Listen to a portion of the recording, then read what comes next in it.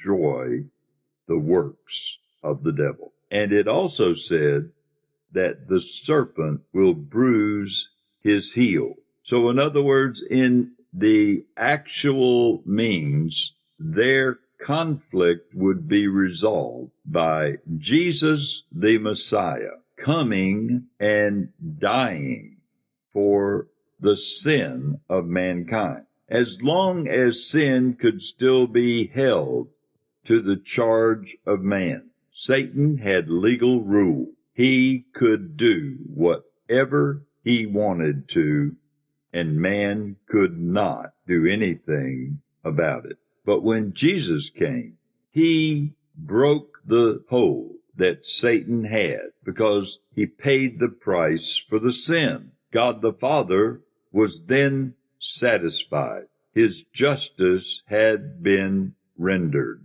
and man would no longer be held in the sinful state.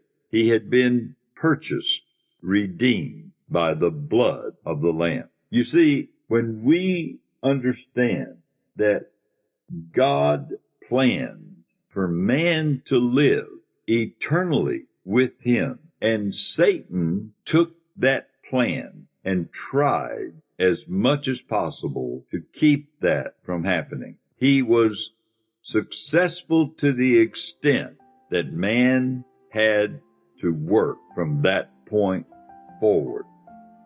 Richard will be right back in a moment to wrap up. But if you just joined us, you've been listening to Reflections on the Word with Richard Kay. You can hear this message in its entirety again online, as well as Richard's entire archive at talknetworkradio.com. We would like to acknowledge our theme song, How Great Is Thy Faithfulness, from the America's 25 Favorite Hymns album. Unless otherwise expressed, scriptures are read from the Holman Christian Standard Bible, which is published by Holman Bible Publishers in Nashville, Tennessee. Additional resources used for Reflections on the Word with Richard Kay include Great is Thy Faithfulness by Our Daily Bread and printed by Discovery House Publishers. Again, here is Richard to wrap up today's message. And God made it such that he actually closed the Garden of Eden. He sealed it up, and he placed a means of being able to keep it sealed by putting a cherubim, a angelic being with a flaming, whirling sword at the entrance to the Garden of Eden. He drove man out and would not allow him to come back, not in his sinful state. And so, since we understand that, we then can see what man forfeited and why, when Jesus came to destroy the works of the devil, man then had the legal position to fight.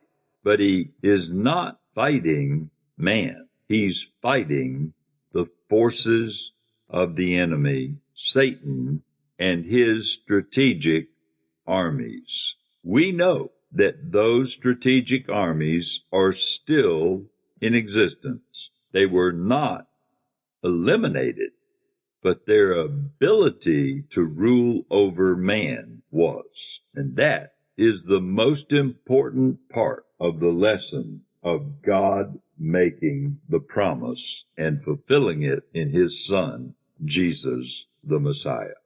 That is today's reflection on the Word. Thank you, Richard. Join us again tomorrow when we continue with the next edition of Reflections on the Word with Richard Kay. For Richard and the entire team, this is Chuck Christie saying thanks for listening to this edition of Reflections on the Word.